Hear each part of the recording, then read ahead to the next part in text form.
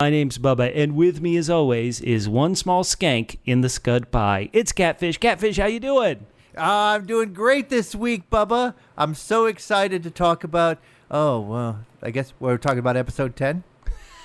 Chapter 10, that's right, Catfish. We are talking about Season 2, Episode 2, known as Chapter 10, The Passenger. Let's get right to it, Catfish. What is your ranking out of 10? All right, well, I gave it 6 quadruple Fs. Quadruple Fs? What's that? Yes, the freaky female faux frogs. I appreciated that they reinforced Twota's ultimate evil this week. Mm-hmm. He will literally eat your children. Exactly right. But I didn't find much interest in the episode. With even the 2 X-Wing pilot scenes, I felt the dialogue and the performances were kind of stilted, and I didn't even understand what was going on most of the time. I will say this about Chapter 10. Yeah. It is definitely, until next week, a top 10 episode of The Mandalorian. Right. Catfish, how could you? Listeners, I just did it. I am going to frustrate you listeners. I could frustrate Catfish. I seem to be this weird person. Last week, Chapter 9, The Marshal, the first season of Episode 2, every single person seemed to love. In the world, in the galaxy. I was the person who was like, it's good, and I'm so glad it's back, but I didn't love it. Call me crazy, Catfish. I'm going to give this Episode 9 what I like to call quadruple E's. Quadruple E's? Well, quadruple E is here on The Mandalorian when you say, eating eggs equals extinction. Baby Yoda, Twota, the child, however you refer to him, Catfish, he is a destroyer of worlds. Last week we debated if Twota was the ultimate evil. The show seems to say he is. What do you think? Oh, yeah. It is so good. Listen, last week's episode was so good that people all across the world celebrated it last night. They were doing like fireworks in Paris. People were out in the big cities celebrating on the streets. They were saying, "You're fired, Twota. You're fired." Oh, man, that was very close to what they were saying. Listen, listeners, as we always say here on the Parsec Passion podcast, you can't make an omelet without any eggs. Baby Yoda ate them all. Who cares? Who cares what we say about the episodes, listeners? We want to know what you think. Write to us on PHQ. That's at PHQ on Twitter and Instagram. The word double, the single letter P, then the letters HQ for headquarters. Facebook.com/PHQ. Write us on YouTube if you're listening to the YouTube. We want to hear from you. And Catfish, we are going to be giving away this season a great bunch of prizes. Oh, man. And it's all topped off by the huge, imposing, menacing, quality 10-inch Mandalorian by Funko Pop, which includes the child as an afterthought. All you have to do, listeners, and we are making you jump through hoops, we apologize. What you have to do is you have to write to us with a screen capture of your subscription to us. Parsec Passion Podcast is part of the Double P Media family. So, once again, on Twitter and Instagram, at PHQ, Facebook.com/PHQ, send us a screen capture. If you subscribe on YouTube, send us a screen capture of that. If you're subscribe on Apple Podcasts, Google Podcasts, Stitcher, Spotify, whatever, just do a screen capture of your subscription, send it to us. You will be eligible to win. And Catfish, we got a number of people who sent us their subscription images, and guess what? Right now, everybody will win a prize. We've got so many prizes that everyone who's jumped that big hurdle and done it will receive a prize. Listeners, if you haven't done it, we need you to get into it because we are going to be giving away some awesome prizes, including this 10-inch Mega Mando with the child Funko figure. I love it. I love it too. Now, Bubba, we don't just cover the show itself, but we cover the entire Star Wars world. We are your one-stop shop. Never need to listen to any other podcast about The Mandalorian or Star Wars because we got some news coming up. Bubba, you want to talk about what we got coming up? Later this month, November of 2020, Disney Plus is going to unleash a new Star Wars holiday special. Catfish, were you alive? Did you watch the 1978, 79 Star Wars holiday special? The thing that was so terrible, George Lucas burned all the copies and said he never wanted anyone to ever see it again. Have you seen that? I have seen some clips of it that are existing on YouTube. Don't remember seeing it at the time, but these clips are incredible. I saw it at the time. It is as bad as you think, but as we've mentioned before on the podcast, it's kind of in line with some of that late 1970s entertainment shows like the Donnie and Marie show. Oh boy, God. Sonny and Cher show. It is rough. Well, Lego, you and I, Catfish, were two adults. Supposedly. In a movie theater watching the Lego movie with other adults when it came out all those years ago, laughing. So we're going to be watching this new Lego Star Wars holiday special on Disney Plus, and we're going to bring it into our Mandalorian coverage and talk about the laughs, the highs, the lows, and hopefully the Legos of it all. So that's coming up in November. Catfish, Please be some Wookiee singing and dancing. That's all I ask for. Is B. Arthur still alive? Because we need her back. Her and Art Carney, we need them back. I love it. I love it. Also, there's some rumors out in the world about casting for season 3 of The Mandalorian. That's right, Catfish. An actress from the TV show Chicago Med, Deadline, the entertainment journalism site, said that they believe she has been cast in a possible role for Mandalorian season 3, which they're going to begin filming once we turn to the new year. And or she might be involved in a possible spin-off of The Mandalorian on Disney Plus. And the biggest rumor of all, that in Chapter 9, The Marshal, at the very end, we saw Tamora Morrison, the actor who portrays Jango Fett, theoretically portraying his clone Boba Fett. And the rumor is Disney Plus is going to create a Boba Fett miniseries. What do you think, Catfish? What do you think? Is this a good move going forward? What do you think? I don't know. To me, it feels like it's a little bit stepping on the Mandalorian. Although, who knows? I don't know. I don't know if we're going to see Boba Fett until the very end of this season now. Feels like that might be their move. Somehow I thought I was going to see more from this episode, Bubba, which is part of the reason why it got a 6. Well, you would assume if the Mandalorian miniseries is going to be around this time frame, we're going to have to see Boba Fett again so he can get his armor back. It is with Mando on that broken down Razor Crest at the end of this episode. Hopefully it doesn't float off into space as that piece of junk Razor Crest tries to make it to Chapter 11. That's our thoughts, listeners. What do you think? Do you want a Boba Fett miniseries? Are you excited for another Star Wars holiday special? Listeners, we want to talk to you. We're on Twitter at DoublePHQ. Once again, the word double, the single letter P, then the letters HQ for headquarters. At DoublePHQ on Twitter and Instagram, Facebook.com/DoublePHQ. You can leave YouTube comments. I want to give a shout out now to the feedback we've already received this week from at Harley Camille on Twitter, at Josh Mackey on Twitter, on Facebook, Elias Joe Ramsey, Laura McMillan. We had artists on Podbean. We had our good buddy at Matt Foster. We had at Dooley's Left Legs. We love it. We want you to join us on these journeys, and we're really doing it to talk about this fun Mandalorian show with you, double L's. Double L's? Loyal listeners. Catfish, are you ready to go into this episode that we have such strong disagreeing feelings about? I absolutely am. Let's get right into it. Catfish, this begins, as we told our listeners last week, this would begin on Tatooine because there was a shot in that Season 2 trailer that wasn't in last week's episode. We knew that this episode would feature them on Tatooine, and that shot was what? It was Mando on this speeder bike with the child and Boba Fett's armor. And it leads into a pre-show ambush, an ambush on Tatooine. And why am I so high? Why am I giving this a 9 when other people are down on it? Because I wake up at 8 a.m. on Friday to watch the show all by myself so I can avoid spoilers. I end up people tweeting at me what they think, and so I had a little bit of spoilers because I looked at Twitter and people said, oh, hey, look, Dave Filoni's back as an X-Wing pilot. So I had a little bit of spoilers, but I'm watching this all by myself at 8:30 in the morning. I'm still tired. I'm not woken up. But why did I go a 9? Because scenes like this ambush, they just made me smile. They made me laugh. The Mandalorian is attacked by these 3 evil people. So I just want to cover this. So last week you watched the episode with a full socially distanced group. Correct. And you had a lot of friends around. And what you're saying is this week the Mando was your only friend. And so maybe that's why you ranked it higher, because you're like, here's my friends. I can't pick on my friends. Right. And like my friends, they don't mind if I wear a helmet the whole time so you don't see my ugly mug.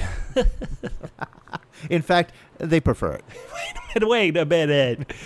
Okay, so one of these aliens, Catfish, is a Nikto alien. Do you remember where Nikto comes from in the sci-fi world? Yes, well, it comes from an old science fiction film called The Day the Earth Stood Still, also used to great effect in Army of Darkness. The Evil Dead movie, which we've done a series of podcasts on Ash versus Evil Dead, and check those out on your podcast providers. One of my favorite shows, and also that character, one of your favorite characters, because you are as humble and generous as Ash.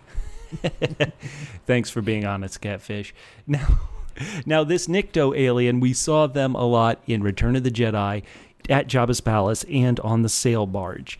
Now, what I loved is this group didn't just feature this alien callback from the original trilogy. It also featured an alien in this metal mask type getup that is from the sequel trilogy. That was from The Force Awakens. I think this might be the first time The Mandalorian has shown us anything that ties to the sequel trilogy, and I loved it. Another reason to give it a low rating. Oh, Catfish, so cruel. Come on.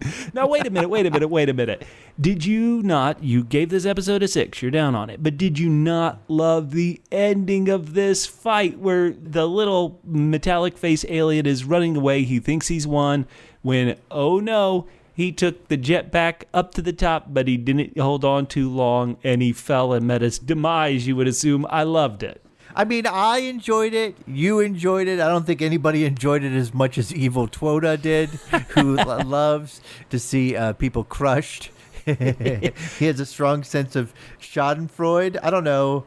Schadenfreude is mostly when you like to see people put down, not hopelessly, horribly murdered. Well, but hold on. I suppose he did you can get call put it down. schadenfreude.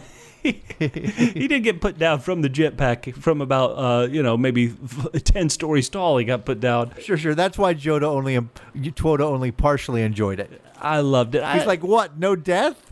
I also liked this fight better than last week's fight at the Gamorrean Guard battle. Then Mando used his whistling birds to take out a bunch of guys and then had some arm-to-arm combat. This time, when this metallic face alien was pointing the blaster at him, Mando used his little cord to grab the gun and then pull it and knock out the other two ambushers. I loved it. It was fun. It was better. This scene got me off to a great feeling about the episode, which for me lasted the whole way through, despite the fact that the very next couple scenes feature an actress that some people are really having trouble with. That's the comedian Amy Sedaris playing this woman who owns the hangar in Mos Eisley on Tatooine. The character's named Peli Motto. Catfish, she's back again. How do you feel about Peli Motto? I kind of see what they're trying to do, but I don't. It's not bad. I'm not trying to say that it's bad. I'm just trying to say, like, I feel like they're trying. I know what they're trying to do, and somehow it's just not completely working for me. I just don't enjoy those scenes as much as I should. I generally think she's okay. She doesn't annoy me, but we hear from listeners who have had trouble with this character. At the beginning of this scene, she's there in the famed Mos Eisley Cantina. She's playing the Star Wars game Sabacc, which a lot of you would have seen in the Star Wars movie Solo, a Star Wars story. And she's playing against this giant ant-looking alien, which is known as Dr. Mandible. And sure enough, this was directed by Peyton Reed, the director of the Marvel Ant-Man movies, so some people believe it's a shout-out call to that. Dr. Mandible apparently knows where some Mandalorians are, but there's always a catch, Catfish. There's always a catch, and that catch is to know where these Mandalorians are, you've got to bring this character that is only identified in the closed captions as Frog Lady. How did you feel about this new character, Frog Lady? I mean, I guess if we're going to call people Mandalorian, we could just call people Frog Lady. This is one of the big reasons why I didn't enjoy this episode.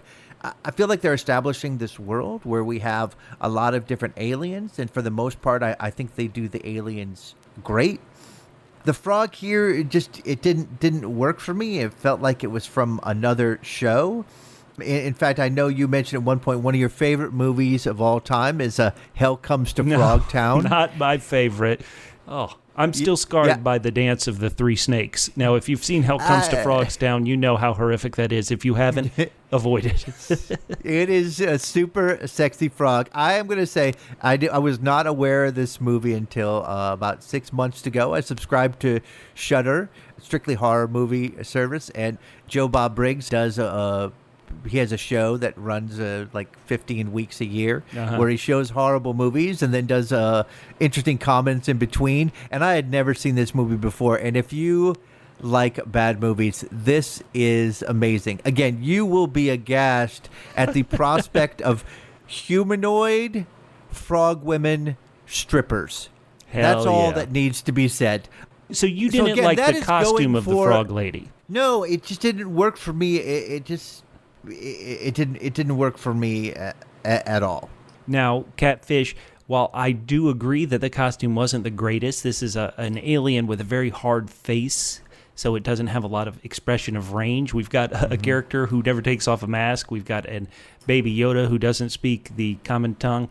We have a frog lady who also doesn't speak the common tongue in a mask, which doesn't allow for a lot of expression. That can be very tough for people. I thought it was a very clever, unique way they got around the fact that she didn't speak the common tongue, or Huttese, another popular language in the galaxy, by having her hotwire the assassin droid from last year's Prison Break episode 0, it's known as, and that's how she was able to communicate and scold Mando. I thought that was really smart. Yeah, I mean, it's smart, but again, you're working too hard. Why set yourself up for these challenges? Another thing that reminds me of is this was the first week ever that I noticed that Twota felt unrealistic to me, and it was mostly when it was moving. I guess it was when it was like going to eat a spider. I mean, I feel like Twota may need the Hannibal mask. Just to stop him from eating everything in sight, causing lots of trouble.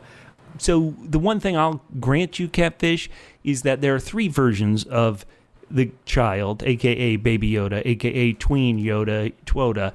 That is, there's the complete puppet version.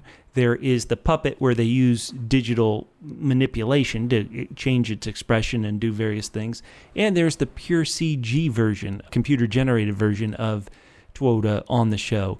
This year, I will grant you this. I have noticed it being a puppet more this year than in the past. Obviously, it's always been a puppet, but my suspension of disbelief is pretty good.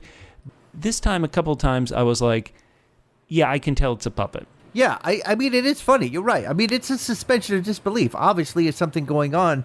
You know, obviously, this is not a real being, but something about it walking felt a little bit jerkier. Like, this was the first time I thought, oh, yes, Twota has a hand up its ass. Don't we all? Now, okay, so listeners, once again, we're talking to ourselves. We're being silly with ourselves. We want this to be a discussion. Tell us what you thought on our Facebook page, facebook.com/doublephq. Twitter and Instagram, it's at doublephq. The word double, the single letter P for podcast, and then HQ for headquarters. Catfish, we've talked about some of the negative things that some people have problem with the show. Why did I go 9 out of 10? I mentioned the ambush scene. The ambush scene I really liked. And this next scene that happens in the show, I also just really liked. Mando's getting pulled over for a broken taillight, and it's tense. It is, I talk about The Last Jedi, and I know there are a lot of strong feelings, pro, negative, and kind of in between about The Last Jedi. But one thing they always talked about The Last Jedi was it subverted expectations. It subverted expectations. Regardless how you feel about this, I loved this moment, because is this the first moment in Star Wars entertainment when 2 X-Wings showed up and the audience is supposed to think, oh no, this could be trouble. This is a bad sign. Rather than the X-Wing showing up and, hey, you know, the X-Wing showed up in The Force Awakens. Hey, we're being rescued. And so that subverts expectations. I loved it. I thought the scene was great. When Mando flipped his ship into a free fall, I was tense. I loved it. I thought this was a great escape. Why am I 9 out of 10? Because this moment, when that ship was falling, I went, whoa! I got wrapped up into it. I really enjoyed it. It sounds like you didn't. Okay, so this is why I am 6 out of 10. First of all, I don't know if it was the way it was written or just the way it was performed. It just felt clunky to me. I felt the performances felt a little wooden to me, and also I didn't understand quite what was going on. Why was he so afraid that he would basically try to outrace two X-wing fighters? Again, this could be something that I missed, but without a clear understanding of, just like you said, when the cops show up and like it's uh-oh, that would be a great scene and would be very tense.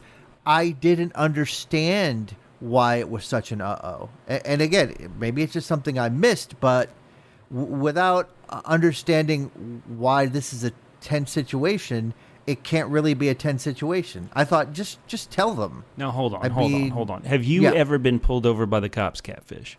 I have. In fact, the very first time I was pulled over and given a ticket, the cop said to me, "Better save your money."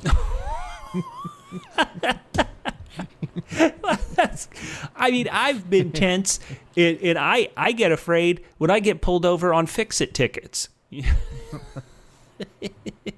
Isn't that what they gave him? Fix it? Right. Well, oh my God. He's got a big fix it at the end of this episode with what happened to the Razor Crest. But I got tense, so I loved it. Catfish, those apparently wooden performances. This is Dave Filoni, one of the co-executive producers of the show, and not really an actor returning as one of the X-Wing pilots. He was also one of the X-Wing pilots at the end of the Prison Break episode from season 1. So I can understand if that took you out of it. I was engaged. Listeners, break the tie. I mean, it's partially that, but it's also, right, just not understanding the stakes. Well, the steaks were the Crate Dragon steak they were cooking back in Pelly's hangar. And she likes them medium rare, buddy. Yeah, she sure does. She was talking to a Treadwell, a droid she called Treadwell, which is one of the tread droids that we saw once again at the Jawa scene outside Uncle Owen's homestead there on Tatooine back in 1977's Star Wars A New Hope. I love these callbacks. So fun. So, but what we were really missing there was that should have been Twoda's drooling moment. Man, don't you wish you had Twoda's metabolism? He's going through stuff. Endless. Well, that also means... Listen, they should just show... The one thing I can agree with Twoda on is that breakfast is good any time of the day. Okay, so one thing I don't talk about much, listeners, is that I actually wrote a screenplay. These people bought it from me, paid me money, and it became a very terrible low-budget horror film that was occasionally on, HBO or Showtime or cable channels very late at night, right around the year 2000 and such. So I have some writing experience, and one thing I love that the Game of Thrones taught me as a writer is it should always get worse. Spoilers for Game of Thrones. There's this character who you would think is the hero, but then they get killed. And you're like, oh, that's pretty terrible. Well, his son can avenge him. Whoops, no, that son also gets killed. It gets worse, and worse. And so what I loved in this episode was how, okay, they have crash landed on this planet and they're being pursued by X-Wings. That's pretty bad. Uh-oh, the ship just fell through a crevasse in the ice down into a cave. The ship is really beat up. The hull is breached. Okay, that's pretty bad. Oh, wait a minute. Holy crud, there's spiders here attacking us. That's pretty terrible. Okay, we're going to try to fly out. Let's see if we can fly out. Oh, we haven't escaped. A giant spider falls on us. It keeps getting worse. I loved it. I was engaged in the tenseness. I really liked it. I got into it. That's one, once again, I gave this episode a 9. I'll get into some more negatives in a bit. But Catfish, you're a horror fan. I would have thought you would have loved the ice spider attack. Talk us through that. How did you feel about kind of the end of the episode? I mean, I feel like part of the reason why I was engaged in the horror was just because I was so, first of all, turned on by the frog lady in the tub. So, like, I was just having lascivious feelings at that point. When she shoots out her tongue to put on her clothes. Oh, hell We've all been there. I don't know whether it was the CGI nature of it. I felt like, another weird thing was I felt like it was too much. I felt like, if you're being chased by one horrible thing. Right. And then it's like, all right, I'm getting away. It's tense because it feels even. But in this situation where you know the Mando's not going to get it, and you know Twota's not going to get it, and you assume that Frog Lady's not going to get it, but the odds seem so overwhelming, it's just hard to believe. You know, it's like if you have 100-person chasing after one and you know they're going to get away, it's hard to invest in it because you're like, however they're going to get away is not going to be reasonable. And so I think that was it. I just never felt tense for one moment with the spiders. Even though I should have. Well, the show wants you to, and the show succeeded with me. I was tense about these ice spiders. So I keep calling that's because you were at home alone. Yeah, 8 a.m. Abandoned. Abandoned. And my house does have spiders, I should point out. Now, then there you go. Speaking of Game of Thrones and A Song of Ice and Fire, finally we heard about them in that show but never saw them. Here we had spiders as big as hounds. These ice spiders were based on a drawing by famed Star Wars concept artist Ralph McQuarrie, who created them back in the 70s. They ended up not being used in the movie Empire Strikes Back, and so they've been pulled out a couple times, one time in the Clone Wars cartoon show, and here they are here. I bought into the tenseness, even though we'll get to it in a minute, that I knew Frog Lady would survive based on some stuff from the Season 2 trailer. There was a part of me thinking, well, okay, is she going to get eaten? And then Mando, as part of his creed, is going to complete the mission and take these eggs on to the moon of Trask, to her husband, to fertilize them. I kind of was caught up in it. I got into it. The thing I didn't like was the Deus X-Wing Machina, where suddenly they are saved by these X-Wing pilots, and there's this weird kind of calculus going on where the X-Wing pilots are acting as if they watched last season's episode 6, the Prison Break episode. They know everything that happened in the Prison Break episode. They're like, Razor Crest was part of a prisoner breaking out of the prison ship. However, 3 wanted criminals were placed in a cell. Also, the human being on the prison ship was killed, but we know you didn't want to kill him. And so we're going to let you go this time. We're going to leave you to die here on this frozen wasteland. See ya. Yeah. Like, what was going on there? It was exceptionally clunky. Everything about that scene was clunky, and I understood it. I mean, I watched that episode, right? The prison episode, and they know a lot more about it than I do. Their Disney Plus subscription isn't running out like yours is, Catfish, so they're... Yeah. I gotta pay. I now have to pay for the Frog Lady. You do have to pay for the Frog Lady. That Deus X-Wing Machina was a bit, I didn't like, but because I'd had so many thrills, because, I'm all by myself and I'm gasping when I'm supposed to, I'm thrilled and tense when I'm supposed to, and I'm even laughing when I'm supposed to laugh, I enjoyed it. So the thing I would wonder is, Catfish, last week, in our Grief's Beef Bounty Hunter battle, we had a big fight about, is Baby Yoda going to turn evil, or is Baby Yoda going to turn into the ultimate evil?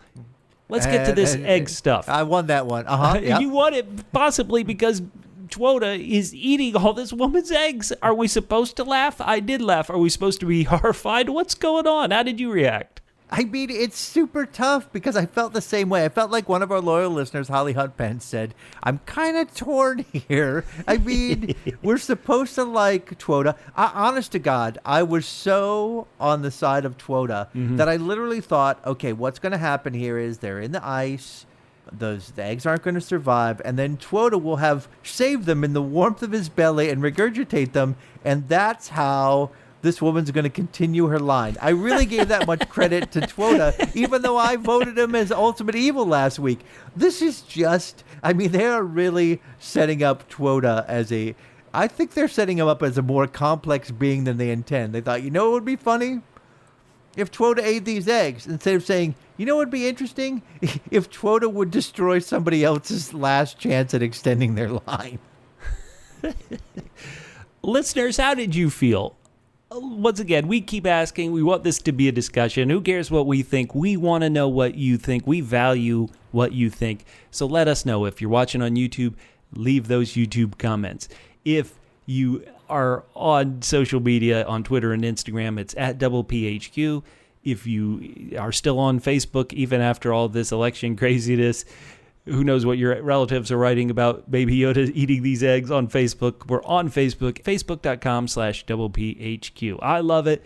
You didn't love the episode. I loved it. This is a one where we're 25% of the way through the season.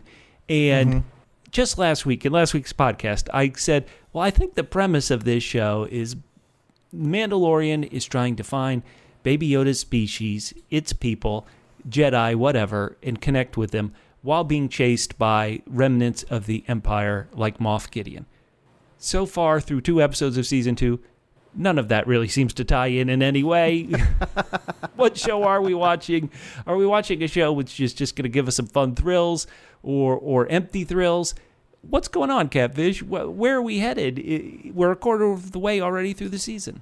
I don't know. It's funny because I'd read something how they were going to tie in more of the universe this year, and I suppose they've decided they're going to do that in the later episodes. Yep. It feels like so far we're early, but it seems like they're going to follow last year's plan, which is to sort of tie in the larger universe at the beginning, spend 6 episodes dicking around doing other things, and then tie it in again at the end of the season. It sure does. I think the actor Giancarlo Esposito, who plays Moff Gideon, this guy, I shouldn't laugh so much, but he's on every show. He's on Better Call Saul. He's on The Boys, that great Amazon show, The Boys. He's on this show. And what's funny is on all of them, he's not on them too much.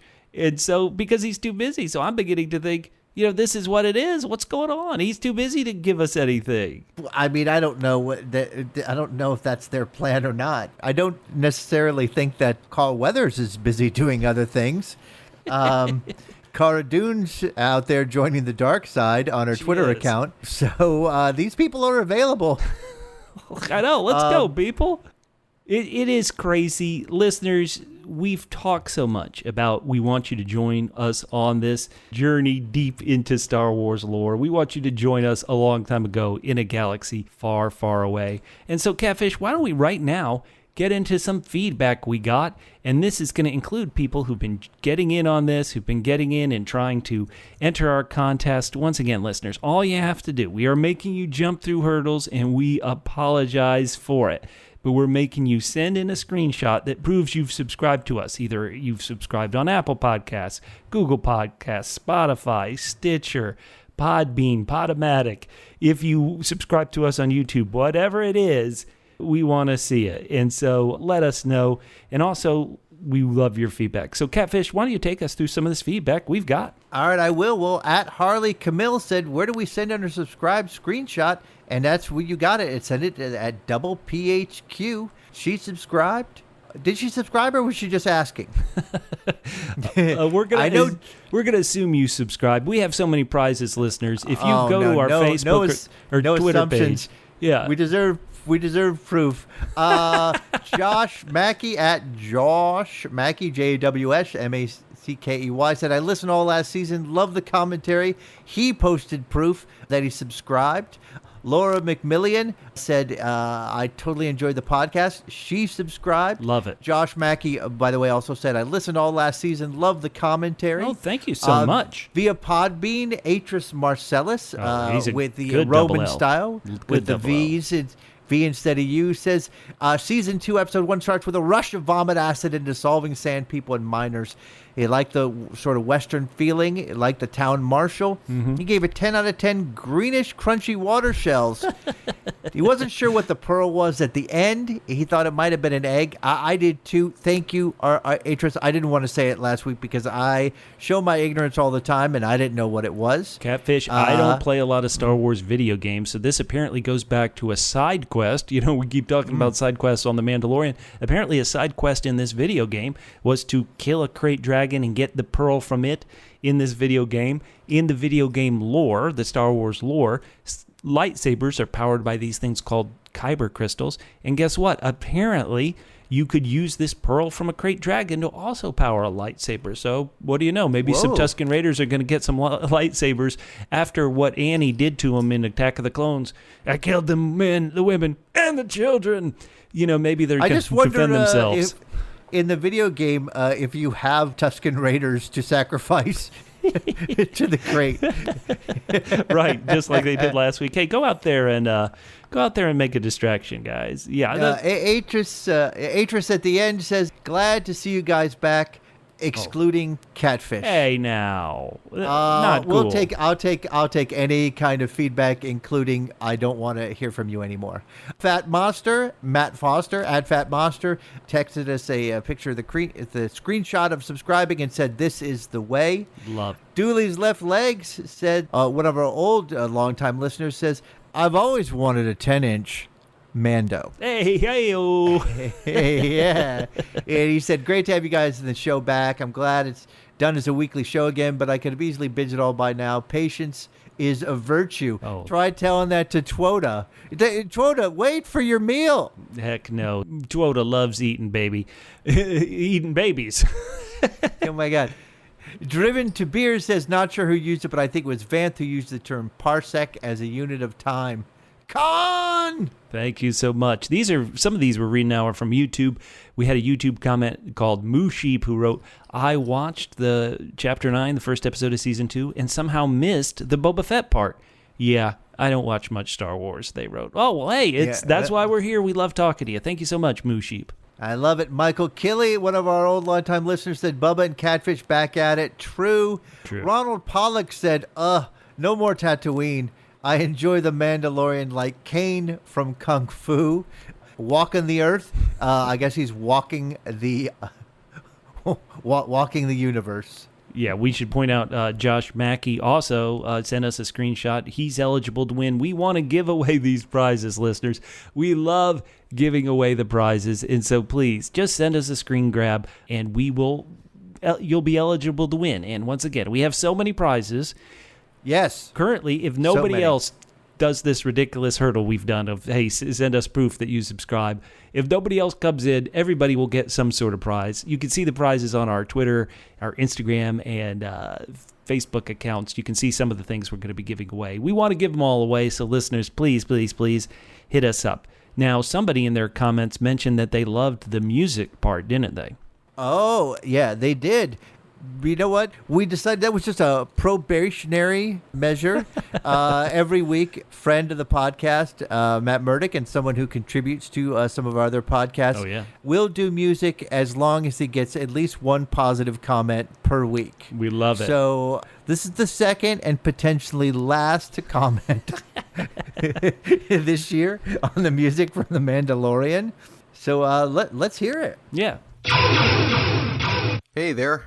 Double M with you again to talk about the music of this week's episode in The Mandalorian.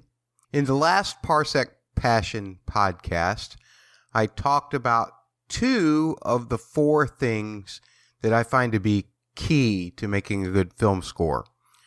We talked about rhythm, which is how you count or subdivide beats, and that also includes the meter. For instance, last week I talked about the scene with the Mando-splaining, how the meter of the main theme was changed to create urgency. I also talked about melodic shape. That is how high or how low the notes go in a melody and by what distances. And when we talked about melodic shape last week, we talked about the big jump in the theme for the Sand People when they arrived at the village, and how that was very reminiscent of John Williams and some of the big jumps that his melodies take. The other 2 elements we're going to cover this week. One of them being timbre, meaning what instruments are creating the music. Because a violin sounds very different from a trombone, right? And the other element that we're going to be talking about is harmony. The notes that fill in, the notes that add color, that help support the melody. So we're going to cover those 2 elements of the 4, but there's another element that doesn't always get thought about, and that is when someone chooses not to score anything at all, or when a director makes a decision to not use a score that a composer has done. This happens often. And sometimes not having a score can be just as impactful as having one. In this episode, of course, we are talking about the scene where the X-Wing pilots engaged Din and he decided to make a run for it. That whole sequence, from the time that he started talking to them all the way through to the part where the Razor Crest had landed, we'll call it landed, and then music didn't start again until it started to fall through that place where it had landed. That was very impactful without any kind of score, just letting the sound effects and what have you kind of do the score for you. That is very reminiscent, actually, of Star Wars Episode 2, Attack of the Clones, when Jango Fett was chasing Ben Kenobi around Geonosis. As a musician, I always notice the absence of a music score, but maybe you don't. Let them know at the word double the letters PHQ on Twitter, whether the music is something that really affects you or not.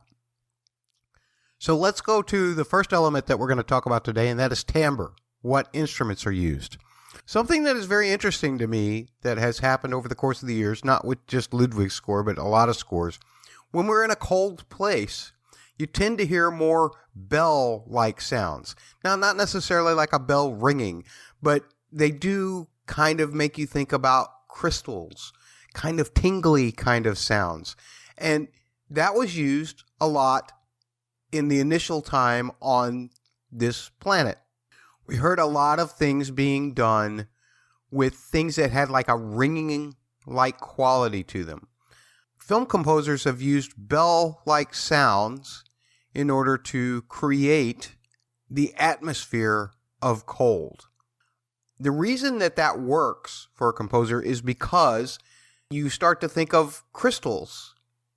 I mean, if you think about it, ice is nothing more than crystallized water, which, again, makes the crystal-like sounds make us feel more cold. So that's one element. The other element that we want to talk about is harmony. And harmony came through this little theme in this episode, and I haven't gone back to check and see if this is something that Ludwig has used before for the child.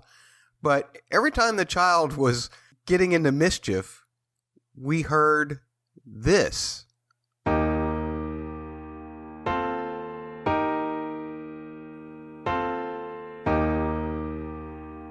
We heard that the first time the child was getting into the eggs, and then again as Mando caught him and put him to bed, and then again we heard it later on in the episode when they were at the cave with the hot spring and the child found the spider eggs. But there's something that is a little weird about this piece of music. When you think about it, it sounds kind of childlike, right? It's kind of in awe and wonder, even though I'm not sure if I would have chosen that to make murder cute. Things eating eggs and eating fetus spiders and what have you. But nonetheless, I guess, we all got to eat something. So the sense of harmony actually helps create that wonder with the use of a mode that we call the Lydian mode, which I'll get more into here in just a second. But based on where the bottom note of all of this is happening is, if we were actually to play it in that key, it would sound like this.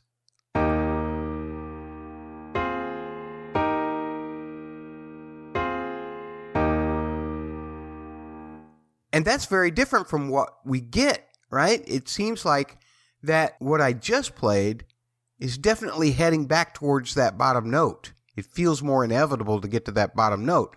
Whereas the first one that I played is much more free-floating. And the reason is this interval right here. Again, an interval is the distance between notes. This one right here. that's what makes this thing seem more wonderful, or more through the eyes of a child. The Lydian mode is the fourth mode of a major scale. Don't worry about the numbers. Just know that a Lydian mode will give you a sense of wonder, because that top note doesn't fit in its home scale, but it will fit if it is the Lydian mode of the parent scale that it's in. That makes things have more possibility to it and not inevitability to it. And that's what the child is experiencing. Ooh, I just had eggs. Now there's more eggs over there. I'm going to try those out. So that's what happens with that.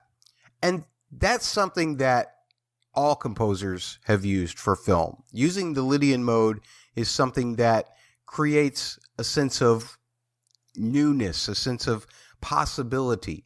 In fact, John Williams, once again, used the Lydian mode when he created one of the melodies for E.T., this one.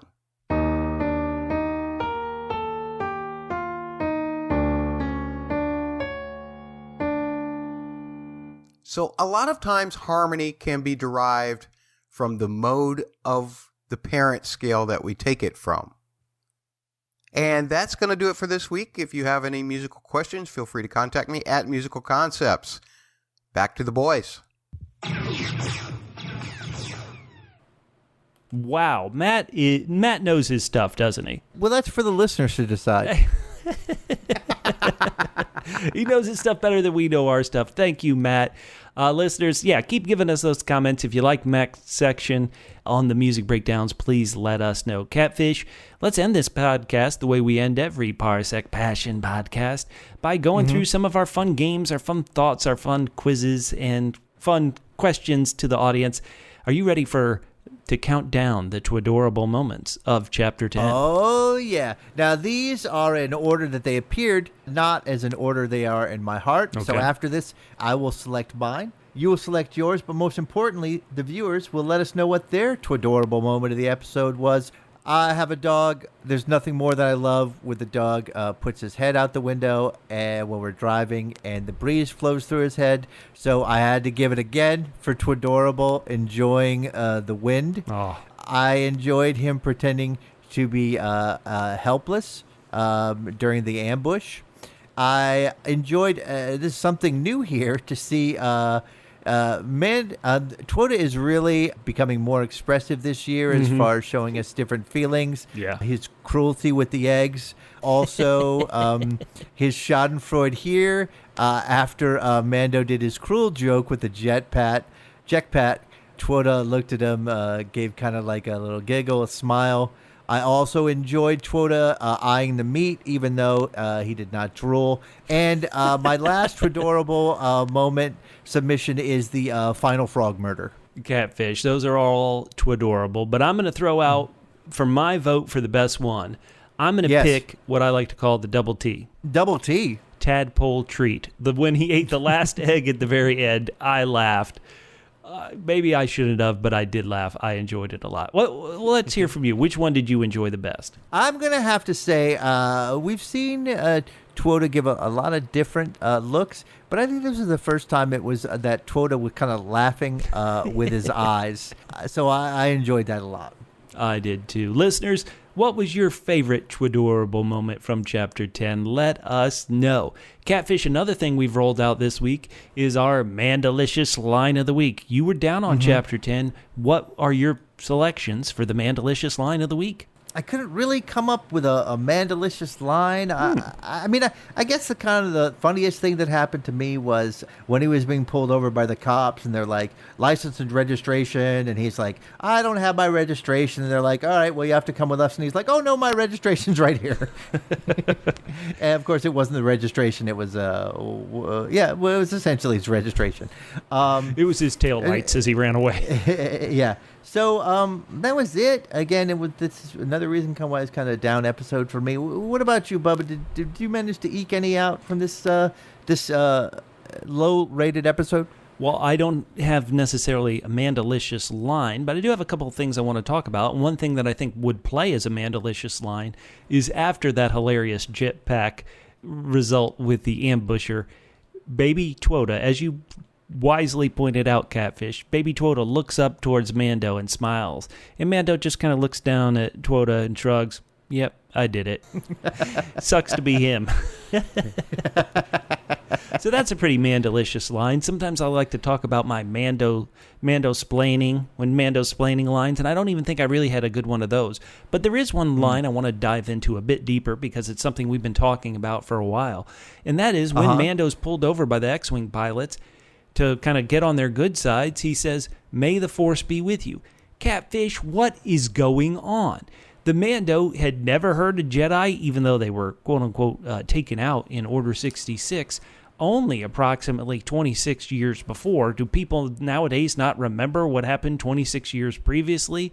What is going on? Let me say that the only way that my mind can wrap my head around this is that he has heard of the Force, but not really heard that, hey, the Force is a mystical power that binds the universe together, and Jedi were able to manipulate it and do things.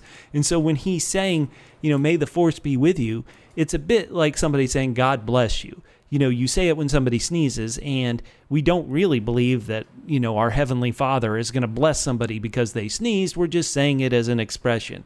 And so is that how the Mando conceives of the Force when he says, may the Force be with you?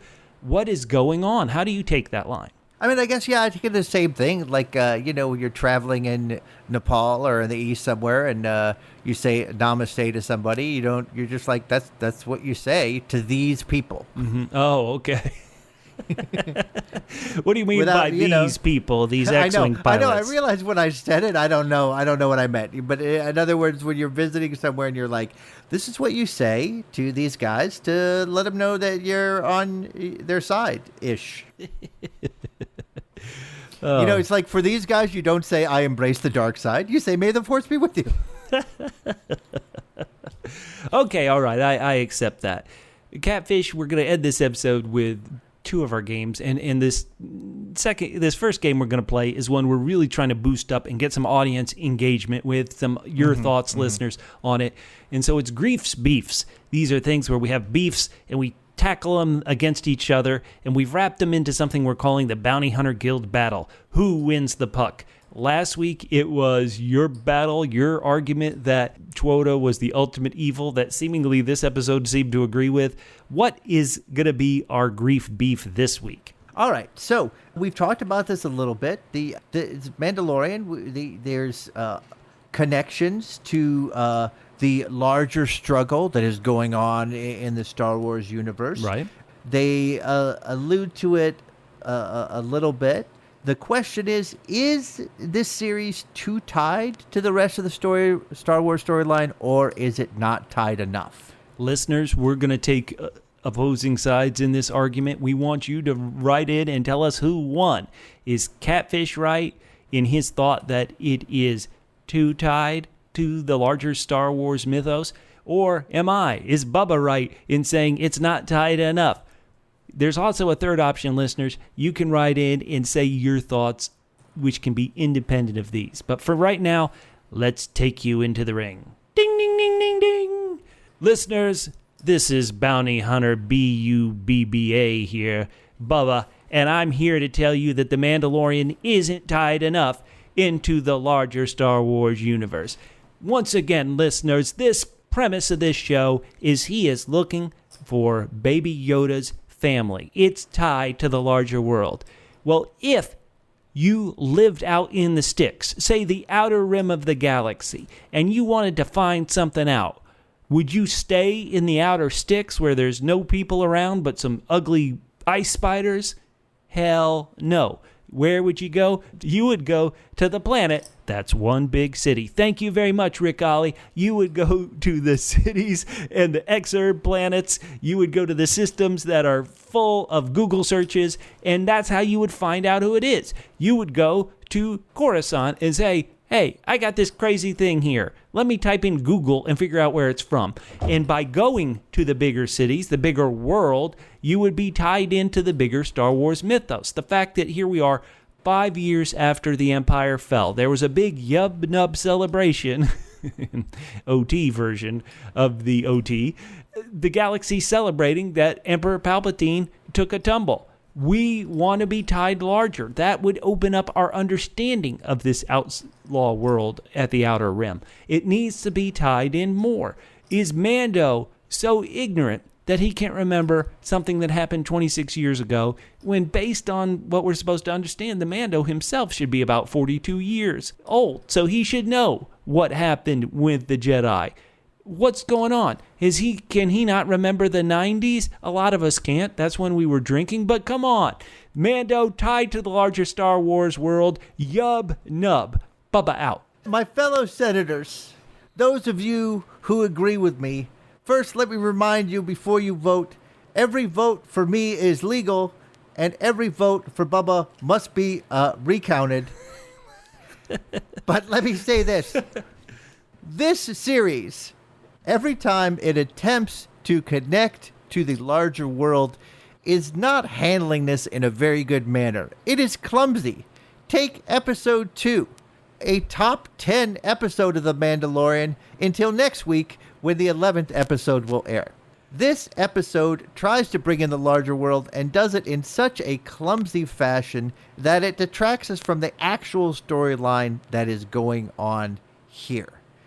Every time you attempt to tie it to the larger storyline, you end up kind of tying yourself in knots. Listen, that's not what we want to see. We don't want to see things tied in and think, how are we going to be restricted by the rest of the storyline? Because there will have to be restrictions, because this is not at the end of the world as we know it, but in the middle of the world as we know it. So better to stay off the beaten track and not hamstring this series by tying it to other events in the Star Wars universe. Remember, vote twice for me, 0 times for Bubba. Wait, hold on, everybody. Listen, let me say this. Search your feelings. You know it to be true.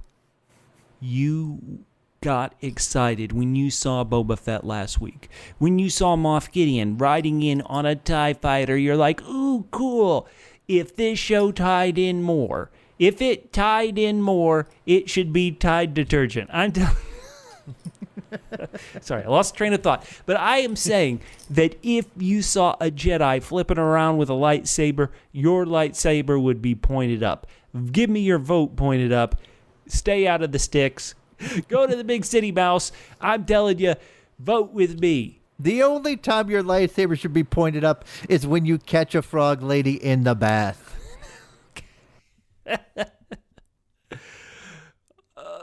Okay, how about this, listeners? This ice planet, in our trailer podcast, we thought, ooh, is this Hoth? Is this ice planet possibly the planet that becomes Starkiller Base, Ilum, in the Star Wars lore? No, you know what this ice planet was? According to people who translated the Arabish, which is Star Wars kind of written characters, language, into English, this ice planet is the exact same ice planet where the Mando captured the blue alien in Season 1, Episode 1, Chapter 1, the very first scene was on an ice planet. It's theoretically this same ice planet. Do you want to be tied to that scene of Horatio Sands' blue alien, or do you want to be tied to Starkiller Base? That is cooler. That's fun. Bubba rests his argument. Wow. All right, well, we're going to have to let our listeners decide on this. I feel pretty strongly, Bubba, that I'm going to be taking a 2-0 lead into Episode 3. Chapter 13. Chapter 11.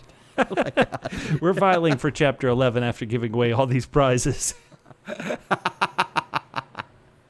Okay, Catfish, we're going to end this podcast the way we end every episode of the podcast, of the Parsec Passion podcast. That's with our good grief. Something that's positive. It could be on The Mandalorian. It could be in the Star Wars universe. It could be in the world. Catfish, do you have a good grief this week? My good grief is that it appears that the reign of Palpatine will soon be over here in the United States. Do you realize that Senator Lot Dodd is outside a adult store in Philadelphia system trying to overturn the will of the galaxy. Yeah, okay, that's a good grief. My good grief, listeners, is based on the trailer. In the trailer, we saw this wrecked Mando ship, the Razor Crest, flying over a gaseous planet towards a blue planet. We also saw this frog lady on the pier planet with Mando and Baby Yoda. And, of course, hint, hint, there was another character there on the pier. So I think we are going to get some forward movement in the plot. Let's hope next week in Chapter 11. For everybody here on the Parsec Passion Podcast, my name's Bubba. You can find me individually on Twitter at FitandTrim. That's FITTENTRIM, at FitandTrim on Twitter. And I'm Catfish. You can hit me up at CJGman67 on Twitter. And you can always hit up the Ultimate Authority. That's at double PHQ on Twitter. But otherwise, we will talk to you next week on Parsec Passion.